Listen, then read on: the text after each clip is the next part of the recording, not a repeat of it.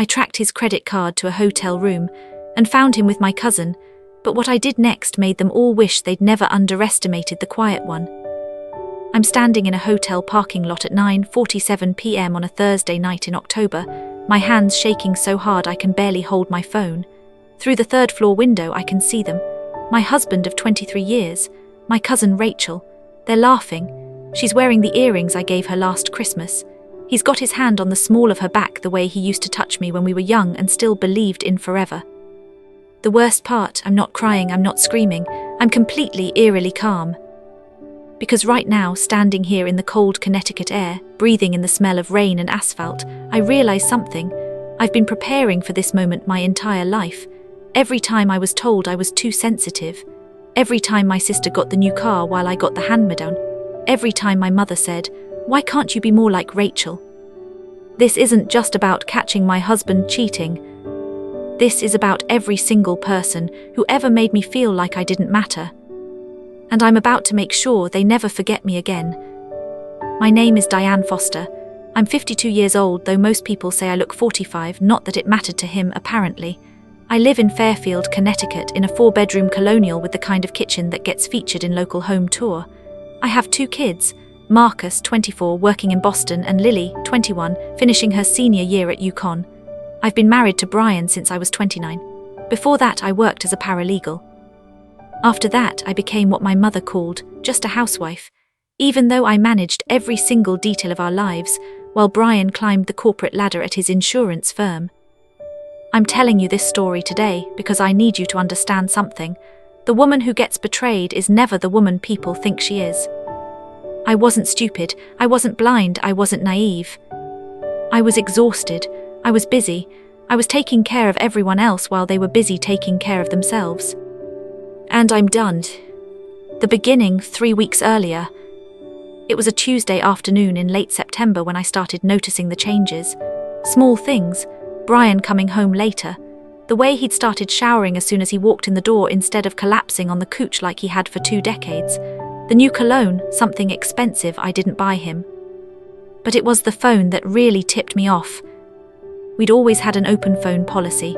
Not because we were checking up on each other, but because we had kids, schedules, grocery lists.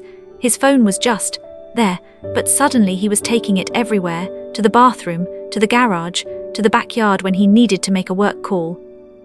I'm not proud of this, but I checked the phone bill online. There were hundreds of texts to one number, calls at lunch, calls at 6 a.m., calls at 11 p.m. when he said he was watching the game downstairs. I didn't recognize the number, but I knew it wasn't work. My hands were shaking when I copied it into my phone. I sat there in my bright, cheerful kitchen, the one I'd renovated 3 years ago with my own savings, and I felt something inside me crack. Not break, crack like ice on a windshield, still holding but damaged. I didn't call the number, not yet. I wanted to know everything first. The family dynamics flashback. To understand what happened next, you need to understand my family. I'm the oldest of 3 girls. My sister Monica is 2 years younger, married to a dentist, lives in a McMansion in Westport. My cousin Rachel is actually my aunt's daughter, but she was raised alongside us after my aunt died when Rachel was 7. My mother took her in, and from that moment on, Rachel became the golden child. Rachel got the dance lessons I begged for. Rachel got the car when she turned 16. When I graduated high school with honors, my mother threw a backyard barbecue. When Rachel graduated, barely 2 years later, my mother rented out a country club. She's been through so much, my mother would say. We need to make her feel loved. And what was I, chopped liver? I learned early that my role was to be the responsible one, the one who didn't need attention, the one who could handle things. Monica was the baby, Rachel was the tragedy, and I was the dependable middle child no one worried about. So I stopped asking for things. I stopped expecting things. I made myself small and useful and easy. And everyone loved me for it. Right up until they didn't need me anymore. The UNRAVLING. On a Thursday night in early October, Brian texted me at 5:30 p.m, working late, big client meeting, don't wait up. No, I love you, no sorry, just cold transactional information. I stared at that text for a full minute. Then I walked to his home office, the one I'd organized for him, the one where I filed his papers and managed his calendar, and I saw it sitting on his desk. His wallet. He never forgot his wallet. Never. This was a man who checked for his wallet, keys and phone every single time he left the house. It was like a religion to him. But there it was, brown leather, sitting next to his coffee mug. And that's when I knew. He wasn't working late. He was somewhere he could use the credit card I wasn't supposed to see. My heart was pounding when I opened my laptop.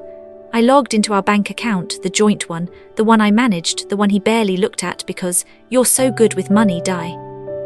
I clicked on his credit card activity.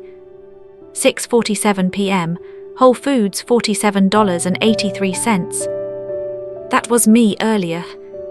7:32 p.m., Riverside Inn, Stamford, $289. Riverside Inn. A hotel. I sat there staring at the screen, my whole body numb. The Riverside Inn was 40 minutes away. Expensive, boutique, the kind of place you take someone when you're trying to impress them. I didn't think, I just moved. I grabbed my keys, my phone. I didn't change out of my jeans and sweater. I didn't fix my hair. I just got in my car and drove. The Discovery.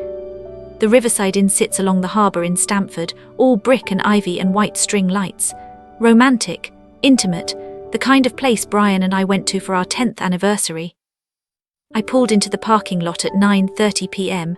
My hands were steady now. My mind was sharp. I wasn't crying. I wasn't panicking. I was cold and focused in a way I'd never been before. I didn't go inside. I didn't need to, because as I sat there in my car scanning the windows, I saw them. 3rd floor, corner room. The curtains were half open. Brian, my husband, the man I'd cooked dinner for 6 nights a week for 23 years, the man I'd supported through job changes and his father's death and his midlife crisis when he bought a motorcycle he never rode. And Rachel, my cousin, the one who called me every Sunday, the one I'd helped through her divorce 3 years ago, the one who came to Thanksgiving and Christmas and every family birthday party and sat at my table and ate my food and hugged my kids. They were dancing, slow dancing, to music I couldn't hear. She was wearing a black dress. He was in the shirt I'd ironed for him that morning. I watched them for 5 minutes, maybe 10, I don't know, time felt strange. And then I did something that surprised even me. I took out my phone and I took pictures, lots of them, clear, undeniable pictures. Then I drove home. The plan FORMS. I didn't sleep that night. I lay in bed next to Brian when he came home at 1:15 a.m., smelling like hotel soap and her perfume, and I pretended to be asleep. When he kissed my forehead, actually kissed my forehead like he was some kind of loving husband, I didn't flinch. I just lay there, thinking. I could confront him. I could scream, cry, throw his clothes on the lawn like they do in movies. I could call Rachel and destroy her. I could tell my mother, my sister, everyone. But that felt too easy, too expected. These people had spent my whole life underestimating me, overlooking me, using me. I wanted them to feel what I felt, not just the betrayal, the invisibility, the realization that the person they dismissed was the most dangerous one in the room. So I started digging. The financial discovery. It took me 3 days to find it. I'd always managed our finances. Brian made the money, I made sure we didn't lose it. I paid the bills, tracked the spending, managed the investments. He trusted me completely, which meant he had no idea I could see everything. I started with credit card statements. Hotels, yes, but also restaurants I'd never been to, jewelry purchases, a weekend trip to Newport in August when he said he was at a conference. Then I checked our savings accounts. We had 3, one for emergencies, one for retirement, and one, the one I'd been contributing to for 19 years, for Lily's last year of college. The balance should have been $43,000. It was $9,200. I felt the room tilt. I had to grip the edge of my desk. I checked the transaction history.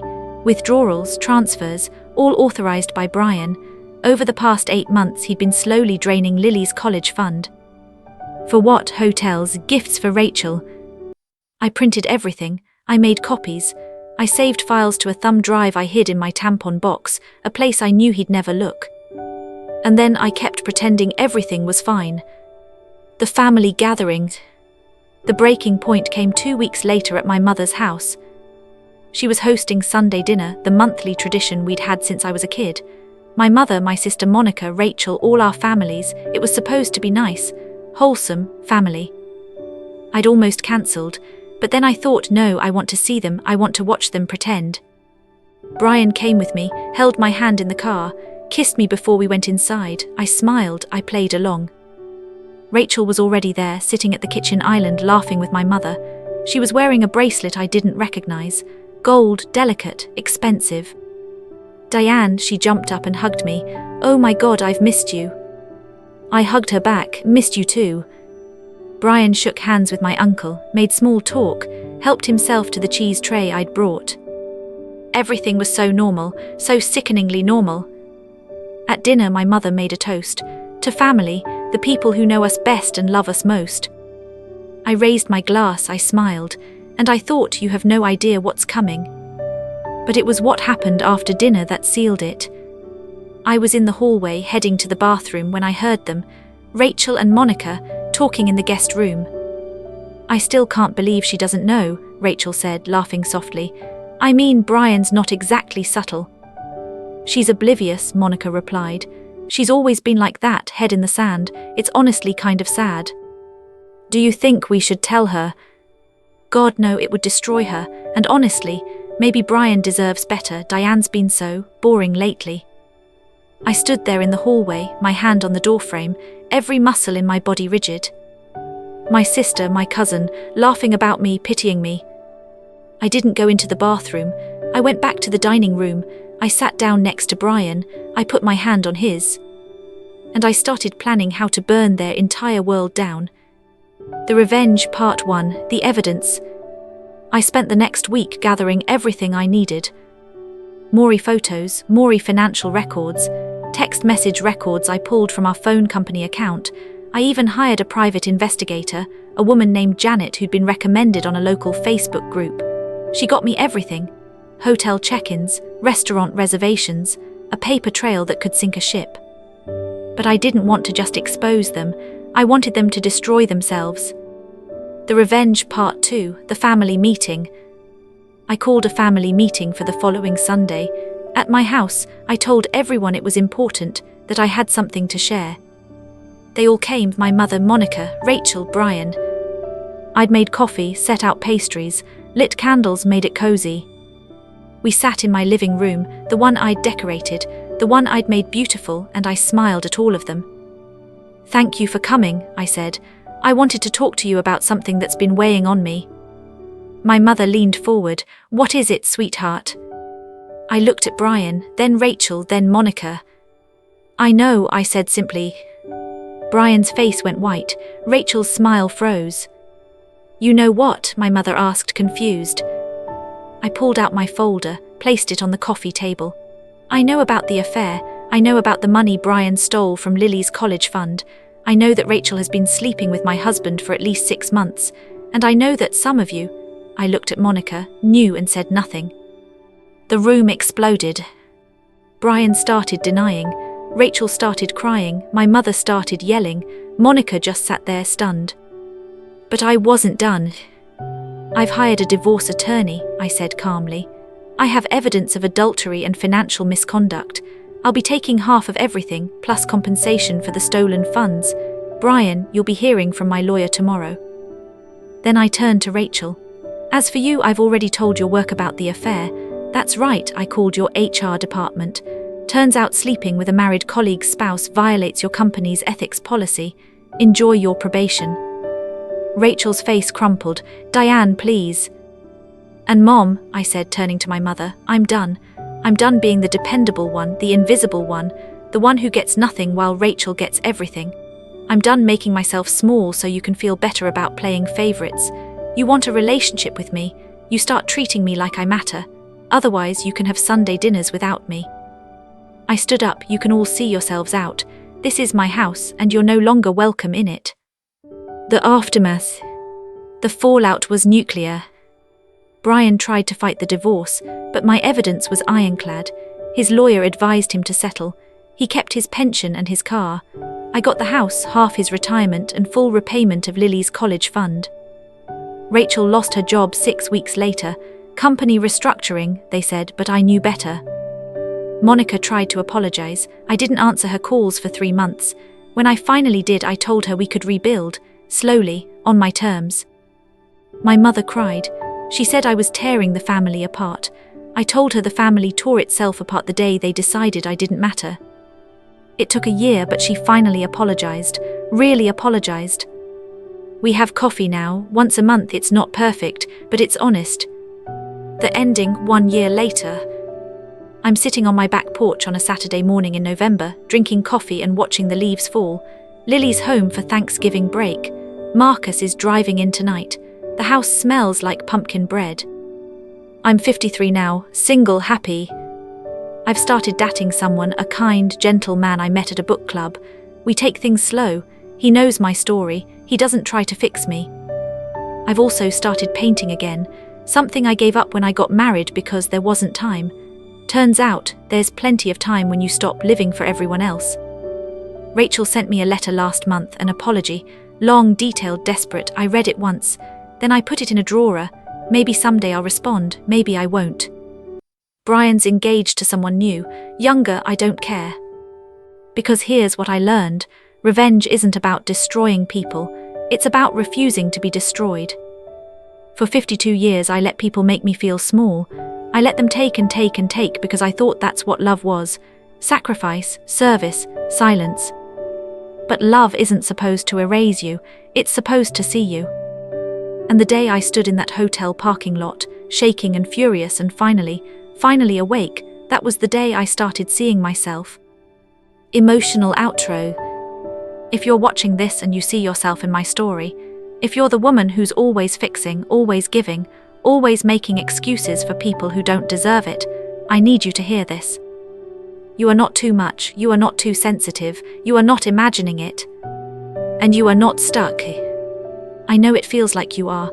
I know the idea of blowing up your life is terrifying. I know you're thinking about the kids, the money, what people will say, how you'll survive.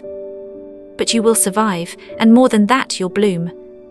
Because the truth is, the life you're trying so hard to save, it's already broken. You're just the only one holding the pieces together. Let go. Walk away. Choose yourself.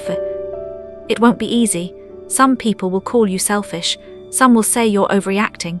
Some will beg you to forgive, to forget, to go back to being the woman who made their lives easier. Don't.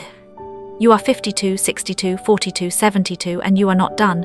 Your story is not over. This is not the ending. This is the beginning. So take the pictures, hire the lawyer, have the hard conversation, leave the people who make you feel invisible. And then, build a life so full, so bright, so unapologetically yours that you can't believe you ever settled for anything less. You deserve to be seen. You deserve to be chosen. You deserve to matter. And if no one else is going to fight for you, then you fight for yourself. I did. And I've never been freer. My name is Diane Foster. I'm 53 years old. And I'm just getting started.